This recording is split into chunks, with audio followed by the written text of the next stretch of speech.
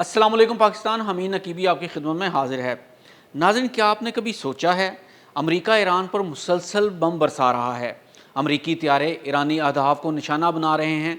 दुनिया की सबसे ताकतवर फ़ौज मैदान में मौजूद है, लेकिन फिर भी ईरान ने अमेरिका को एक ऐसी जंग में उलझा रखा है जिसका महाज सिर्फ ईरान तक महदूद नहीं रहा, बल्कि ईरान ने पूरी दुनिया को मफलूज करके रख दिया है। और अब ईरान ने खामोशी से जो खेल शुरू किया है, इसके तहत एक ऐसी सूरत हाल जन्म ले चुकी है जिससे यूरोप, एशिया, अमेरिका और तमाम दुनिया की इकॉनमी तबाही से दो चार हो जाएगी।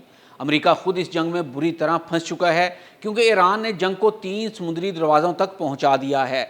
नंबर 1 आबनाए हरमज़, नंबर 2 बहर अहमर और नंबर 3 बाबुल मंदब। नाजरीन, थोड़ा सा गौर करें तो आपको मालूम हो जाएगा कि अब 3 अहम समुद्री रास्ते ख़तरे में हैं।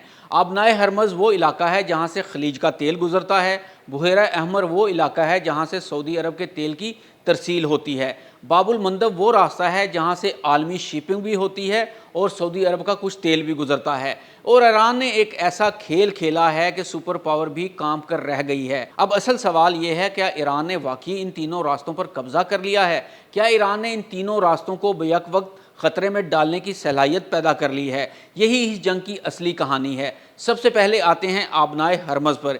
ये वो तंग समुद्री रास्ता है जहाँ से खलीज फारस से दुनिया के बड़े हिस्से को तेल पहुँचता है।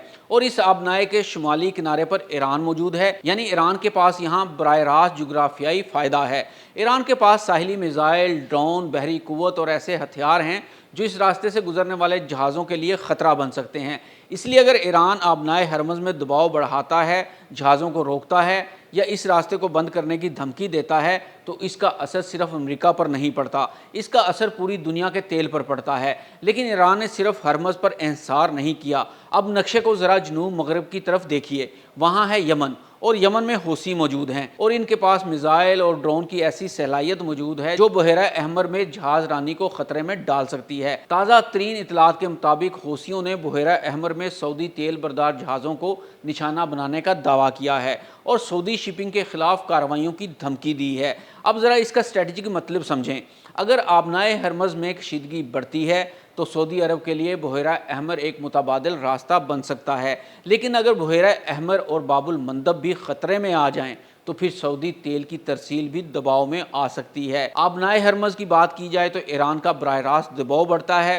बाबुल मंदब होसी बहरा अहमर की बात की जाए तो सऊदी तेल और आलमी शिपिंग के लिए नया ख़तरा मौजूद है। ये 3 अलग अलग बहरान नहीं हैं, ये एक ही जंग के 3 मुख्तलिफ समुद्री महाज बन सकते हैं। और अगर ये तीनों रास्ते एक ही वक्त में मुतासिर हों तो इसके असरात इंतहाई दूर जा सकते हैं। ईरान शायद अमेरिका के बराबर फ़िज़ाई ताकत नहीं रखता, इसके पास अमेरिका जैसा आलमी बहरी बेड़ा भी नहीं है, लेकिन ईरान के पास जुग्राफिया है। ये शतरंज की ऐसी बिसात है जहाँ अमेरिका के पास बड़े मोहरे हैं, जदीद त्यारे, बहरी बेड़े, क्रूज़ मिज़ाइल, सेटेलाइट। लेकिन ईरान छोटे और मुख्तलिफ मकामात पर मौजूद मोहरों से खेल रहा है। एक तरफ हरमज़, दूसरी तरफ यमन, तीसरी तरफ खलीज में अमरीकी फ़ौजी तनसीबात, चौथी तरफ मिज़ाइल और ड्रोन्स और पाँचवीं तरफ आलमी तेल की मार्केट। अमेरिका एक जगह हमला करता है, दूसरी जगह बहरान पैदा हो जाता है। आप एक रास्ता खोलने की कोशिश करते हैं, दूसरे रास्ते पर ख़तरा बढ़ जाता है। और यही वो उलझन है जिसमें अमेरिका फंस सकता है, क्योंकि ईरान पर जितना बड़ा हमला होगा, जंग के ईरान की सरहदों से बाहर फैलने का ख़तरा भी